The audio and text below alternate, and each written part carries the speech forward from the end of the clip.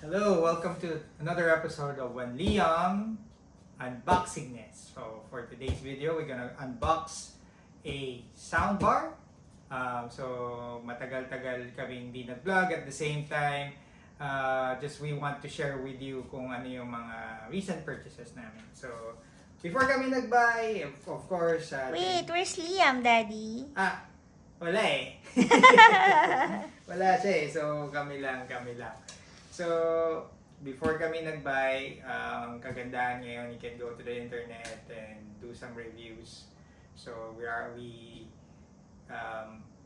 did some canvassing through the internet and also trying out soundbars in the market. So, ang mga pinagpilian namin is yung JBL 1000, Bar 1000, Mark II. Yung isa is yung Sonos.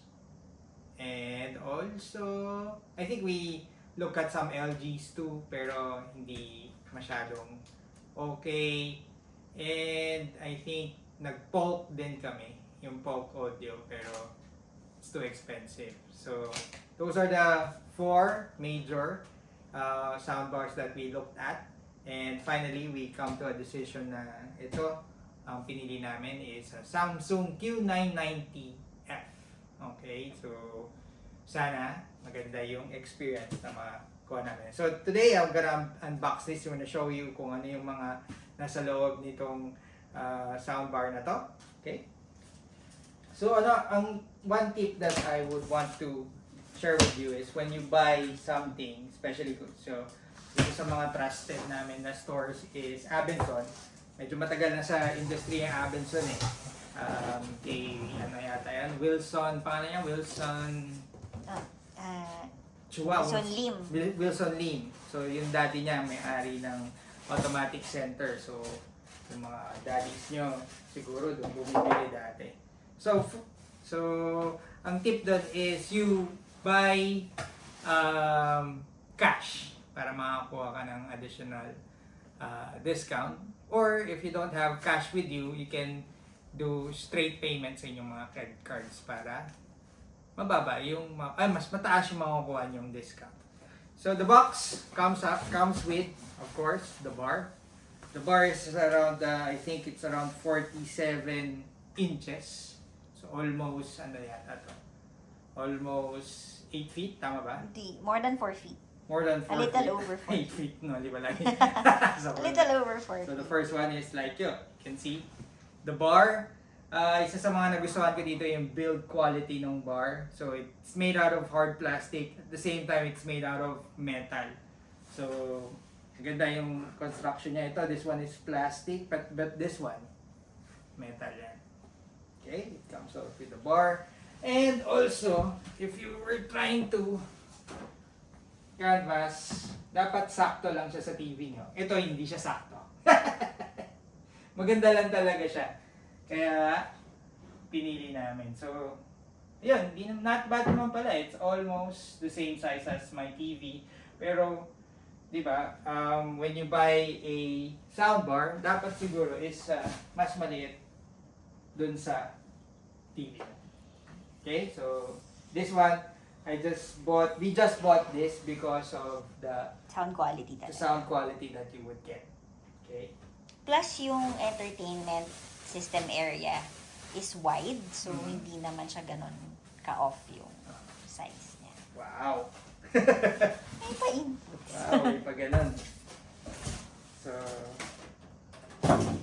and also, yan. So, ito yung mga cables niya. Maganda yung pagka-stow sa kanya. So, it has power cables. I think the cables is hindi ko na maalala. 1, 2, 3, 4, 5 cables. So, 1 HDMI, 4 power cables. Now, this setup is connected through Bluetooth. So, yung mga speakers, you don't need wires anymore like yung mga old models na kailangan mo ng wire for them to connect with each other. This one is connected through Bluetooth. Now, this one is also a Samsung, kung magtataka kayo, this is LG, but if you have a Samsung TV, this soundbar will sync with your TV. So may tinatawag silang Q Symphony. Yung Q Symphony would also use the sound in your TV. Unfortunately for this one, kasi LG, hindi siya. So LG meron din siya, it's yung Wow Symphony yata, o Wow Audio. Wow Audio yata yung pangalan nila. Tapos your soundbar will connect seamlessly with your TV speaker. Next would be, ito mabigat, is the yung woofer. So one of the reasons why this model is also, is our choice. Dapat mag QQ990D kami. Pero ano ba, kasi napapabenta na kami sa Q990D because it's much cheaper. And yun lang, wala na silang stock. Pero yung difference with this one is hindi ganun kalaki. Kaya ito na lang yung pinili namin. So, the reason is this sound or subwoofer rather is very very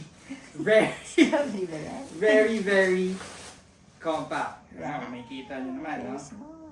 Diba? It's very compact. Diba? Ang ganda niya. Diba? And not unlike yung mga iba nating woofers. Ang pinakamagandang subwoofer na compact na nakita ko is yung sa Sonos. Yun lang, parang soundbar, parang bar pa lang yung price nung nila yung tawag dito, yung subwoofer nila.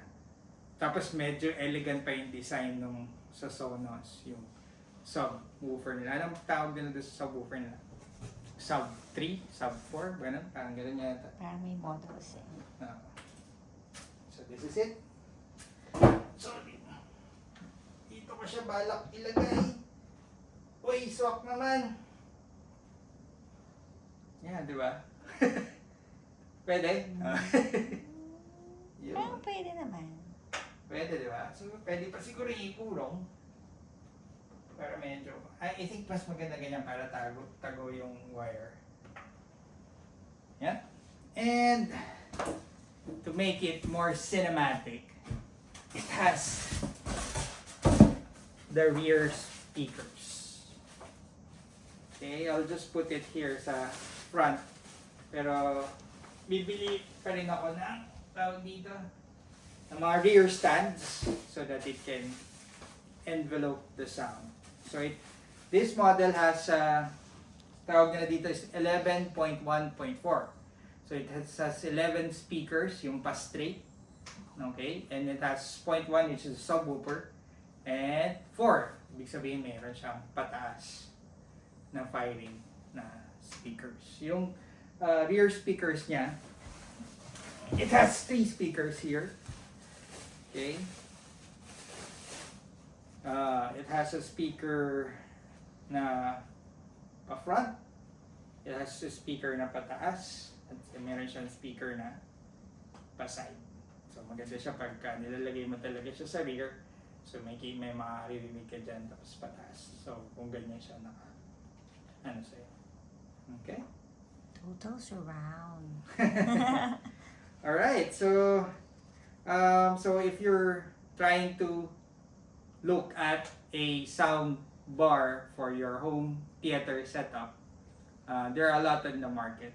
So this one is on the higher end. But if you look at, if you do reviews, this is I think sabi nga nila, this is the GOAT of sound bars, sabi nila. Okay, for me, ang pinakamagandang quality talaga sa narinig ko is Sonos. Ewan ko kay Mommy. But yung Sonos has the more pricey.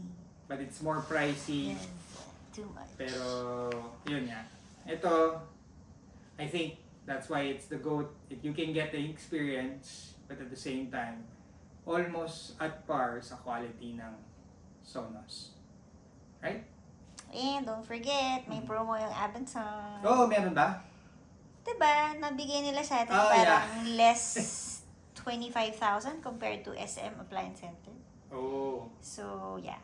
Kahit na at the higher tier, yun yung nakapagpa-solve sa atin. Kasi malaki yung discount ni Abenson. Yeah. Not sponsored, but nagulat din kami sa pricing ni Abenson. Kasi mas mura pa siya sa Samsung Online. Tama ba? Ay, ano ba yung sinerch mo?